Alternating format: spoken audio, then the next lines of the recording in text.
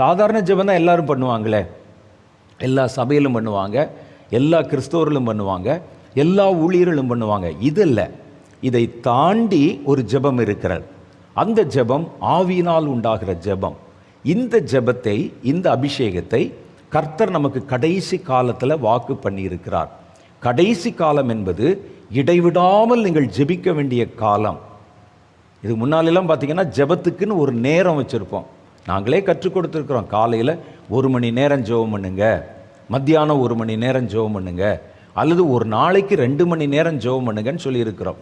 மீதி நேரம் உங்கள் சொந்த வேலையை பார்ப்போம்னு. ஆனால் கடைசி காலத்தில் வேதம் என்ன சொல்லுது தெரியுமா? கடைசி காலத்தில் சொல்லுகிறார், இவைகளுக்கெல்லாம் நீங்கள் தப்பி மனுஷகுமாரன் வரும் பொழுது அவர் முன்பாக எதிர்நிற்க பாத்திரவான்களாக எண்ணப்படும்படி எப்பொழுதும் விழித்திருந்து ஜெபம் பண்ணுங்கள் என்கிறார். அப்போ இப்போ இருக்கிற காலத்தில் 2 மணி நேரம் ஓகே,